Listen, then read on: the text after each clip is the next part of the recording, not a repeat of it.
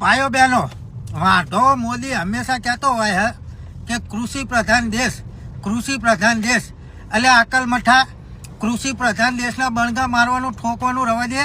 અને આ જે ખરેખર ખેડૂતો હે ને એને ખેડૂત હોવાનો દસ્તાવેજ આલવો પડે. બોલો કે આ ખેડૂત હક નહીં એનો કાગળિયા એને બતાવવો પડે હે.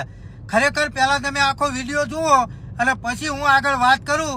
ખરેખર આ કૃષિ પ્રધાન દેશ છે કે ખરેખર આ ખેડૂતો પાકિસ્તાનમાંથી આવેલા આતંકવાદી છે. એટલે ખાસ કરી આ વિડીયો બને એટલો આગળ શેર કરો અને આખો વિડીયો જુઓ અને પછી હું આગળ વાત કરું. હું ખેડૂત છું. હા, મારી જમીન છે. પેલા તમે મને પ્રૂફ આપો. સાહેબ, તમે મારા ખેતરમાં ઉભા છો, હું તમારા ખેતરે નથી ઉભો.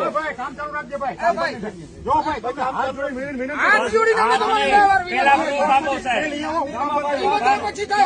પછી આવે સાહેબ. પેલા તમે લઈ આવ્યા હો પોલીસ પ્રોટેક્શન જો મને કાગળ આલો બતાવો. બસ તો જો બતાવો ક્યાં છે બતાવો. મેં આજે આરટીઆઈ કરી હતી 2 દિવસ પહેલા. આજે 4 દિવસ થયા. એનો જવાબ ક્યાં આવ્યો? સામખિયારી પોલીસ સ્ટેશન કરી. તમે ત્યાંથી આવ્યા છો ને? બસ તો આપો. બસ ત્યાં ઘડી ઘડી ખેડૂત નહીં જાય. બરાબર છે. આરટીઆઈ નો કોઈ જવાબ આપ્યો નથી. કામ ચાલુ કરવું છે તમારે.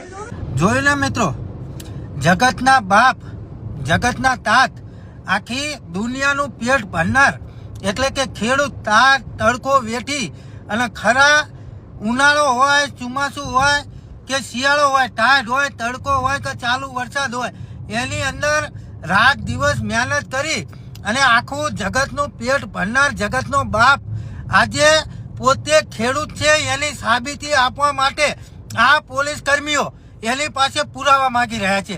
ખરેખર આ અદાણી અંબાણીની ગુલામ આ પોલીસ તંત્ર ખરેખર કેટલી નીચ કહેવાય. તમે વિચાર કરો. આજે જગતના બાપને પોતાની જમીન બચાવવા માટે રાત દિવસ મહેનત કરવી પડે છે, રસ્તા ઉપર આવવું પડે છે. ખરેખર આ પોલીસ તંત્રને એટલી ભાન નહીં પડતી હોય, એટલી ખબર નહીં પડતી હોય કે ખરેખર જો જગતનો બાપ અન્ન પેદા કરવાનું મૂકી દેશે ને, છોડી દેશે ને તો આ જગતને જીવવું પણ એક મુશ્કેલ બની જશે. જો ખરેખર સાચું લાગતું હોય ને તો આ ભલે એટલો આગળ વિડીયો શેર કરો અને ખાસ કરી આ વાંઢા વડાપ્રધાન ઓલા નરેન્દ્ર મોદી સુધી શેર કરો તો જ ખબર પડશે કે ખરેખર જગતનો તાત કેટલો અત્યારે પીડાઈ રહ્યો છે. બને એટલો મિત્રો વિડીયો આગળ શેર કરો. એટલો કર્યો સુરતની અંદર એટલે કોળી સમાજના મતનો ડર આ ભારતીય જનતા પાર્ટીને લાગ્યો. એના કારણે ખાસ મારા મિત્ર